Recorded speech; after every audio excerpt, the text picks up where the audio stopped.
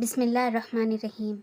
اس سے پہلے کے واقعے میں ہم لوگوں نے پڑھا تھا کہ ابراہیم علیہ السلام نے کیسے سب لوگوں کے میلے چلے جانے کے بعد بتوں کو توڑ ڈالا تھا، اور پھر جب لوگ واپس آئے تو انہوں نے دیکھا کہ ان کے سارے بت ٹوٹے ہوئے ہیں، تو انہوں نے ابراہیم علیہ السلام کو سزا دینے کی تجویز بنائی۔ آئیے آگے کا اس کے واقعے پڑھتے ہیں۔ لوگوں نے ایک جگہ جمع ہو کر آپس میں مشورہ کیا کہ ہم لوگوں کو کیا کرنا چاہیے۔ ابراہیم علیہ السلام نے ہمارے بتوں پر ہاتھ اٹھایا ہے اور بت خانہ کی عزت خاک میں ملا دی۔ بتاؤ ابراہیم علیہ السلام کے ساتھ کیا سلوک کیا جائے؟ ایسے گستاخ کی کیا سزا ہے؟ لوگ غصے میں آگ بگولا ہو گئے۔ کہا بس ابراہیم علیہ السلام کو آگ میں ڈال دو، ہمارے معبودوں کا دل یوں ہی ٹھنڈا ہوگا۔ بس پھر کیا تھا، آگ بھڑکائی گئی اور جب اس سے شعلے آسمان سے باتیں کرنے لگے تو اس میں ابراہیم علیہ السلام کو ڈال دیا۔ لیکن ابراہیم علیہ السلام اللہ کے دوست اور اللہ کے نبی تھے۔ اللہ تعالیٰ نے ان کی مدد فرمائی۔ آگ کیا ہے؟ اللہ ہی کے تو تابع دار ہیں، اسی کے حکم سے جلتی ہے اور اسی کے حکم سے جلاتی ہے۔ آگ کو حکم ہوا، اے آگ ٹھنڈی ہو جا، اور ابراہیم علیہ السلام کے لیے سلامتی بن جا۔ خدا کے حکم سے وہ آگ ابراہیم علیہ السلام کے لیے گلزار ہو گئی اور جنت کا نمونہ بن گئی۔ لوگوں نے دیکھا کہ کہاں تو دہکتی ہوئی آگ اور کہاں یہ مہکتا ہوا باغ۔ ارے ابراہیم علیہ السلام تو پھولوں میں بیٹھے ہیں، ان کو تو آنچ بھی نہیں لگی۔ لوگ سناٹے میں آ گئے اور بڑے سٹ پٹائے کہ ماجرا کیا ہے۔ اب حضرت ابراہیم علیہ السلام نے لوگوں کو سمجھانے اور توحید کا سبق پڑھانے کے لیے دوسرا راستہ اختیار کیا۔ ایک رات حضرت ابراہیم علیہ السلام نے تارے کو دیکھ کر کہا یہ میرا رب ہے، مگر جب تارا چھپ گیا تو کہا یہ میرا رب نہیں ہے۔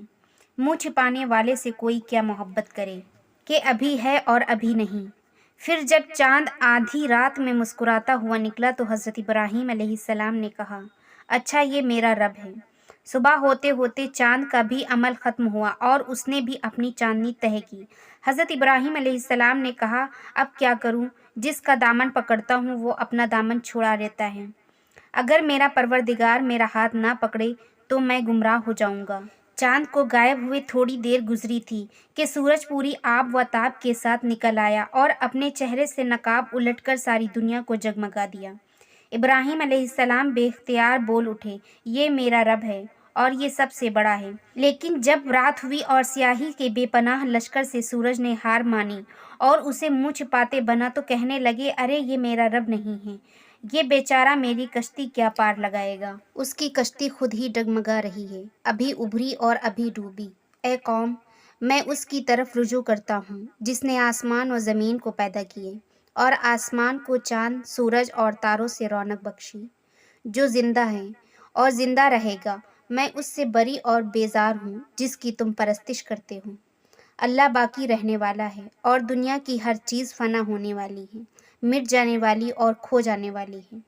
تارا بھلا میری کیا مدد کرے گا، وہ تو خود ہی کسی کا تابع ہے، اس کے حکم سے نکلتا ہے اور اسی کے حکم سے غائب ہو جاتا ہے۔ چاند سے بھی کیا امید ہو سکتی ہے، جہاں سورج کی جھلک دکھی غائب، ادھر وہ ڈوبا، بھلا وہ میری کیا مدد کرے گا، ڈوبتا بھی کسی کا سہارا بن سکتا ہے۔ سورج بھی کمزور ہے، رات کو اس کا چراغ گل ہو جاتا ہے، ذرا رات نے منہ نکالا اور وہ غائب، ذرا سی بدلی آئی اور اس نے منہ چھپایا، یہ بھی میری مدد نہیں کر سکتا۔